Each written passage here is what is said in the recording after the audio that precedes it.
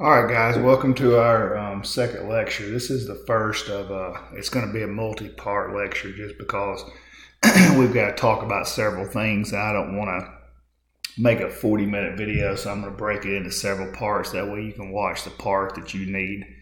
And this is going to basically deal with the research process. And, what you're essentially doing for this class is you're going through the process of developing a research proposal. Meaning that you're identifying a problem, you're looking at the literature, pertaining to that problem. You're coming up with research questions. You do a conceptual framework. You're doing a review of lit, and then you're coming up with at least the framework for how you're going to conduct the research. So you're doing everything basically other than conducting the research. So first part we have to start with is we have to come up with a problem. And one thing I'm going to do, and I'll send out some information later in the weekend, is I'm going to be available to you guys to be able to consult with you and help you decide on a problem. Because I honestly think that's the hardest part is, what do we want to do? I would prefer that you try to come up with a problem within your organization that you can help solve, but it's not necessary. You can do something that just interests you. So there's a couple of ways, there's things you can look at. You might look through the literature and see what other people say are potential problems to study. You could think of something that's going to benefit society or benefit, your organization. You can work with faculty members or with people in industry to look at problems that need to be solved. So there are a bunch of ways to go about looking for a problem. And that's essentially what you're looking for. And so this is just kind of a guide for looking at ways to be able to, or things to be able to tell you how to find a problem.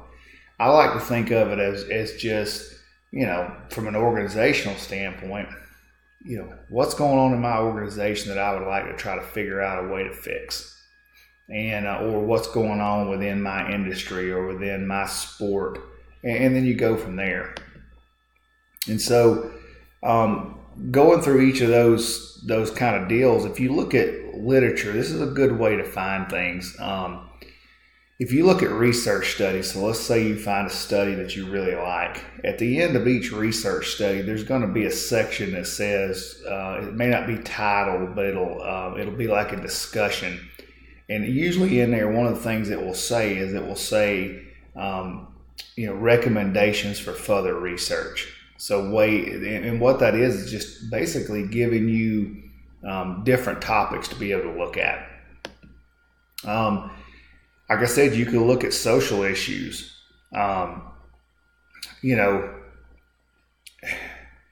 These are kind of big, broad things that you're not going to solve, but you can make your contribution to solving them. You can look at kind of maybe, popular issues. So obviously, one of the issues right now that's popular is paying college athletes.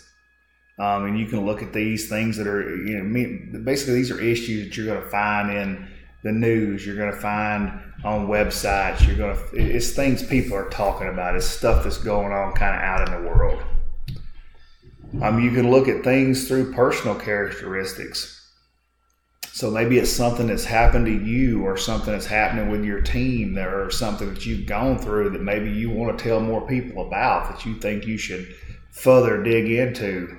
That's a way to look at for a problem. You can just brainstorm. And it's kind of a group activity, but you're just kind of starting to propose or kind of generate a bunch of potential solutions to a problem. And you're just throwing things out there until you come up with something that sticks. And understand, guys, that if you enjoy it and it's interesting to you, it will not seem so bad to do the research. I learned this the hard way. You can reach out to faculty.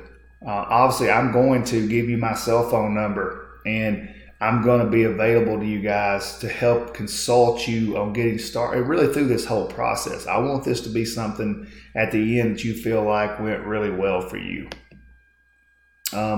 You can talk to practitioners, and what I mean by practitioners is it would be somebody who's non-academic, meaning somebody who's, a coach is a practitioner.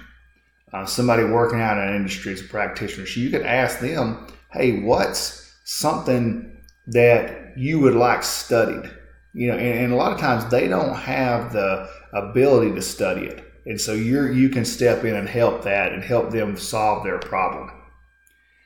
And then you can kind of look at it from existing research. So, if other researchers have kind of examined a similar thing, you can look at their same research, but from a different angle. Maybe look at a different group of people. Maybe update the research that's been done. Maybe it's done 20 years ago. It needs to be updated. Maybe you need to extend it.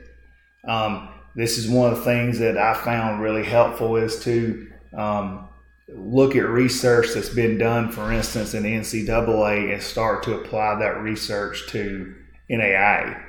And so that's a potential way to look at it.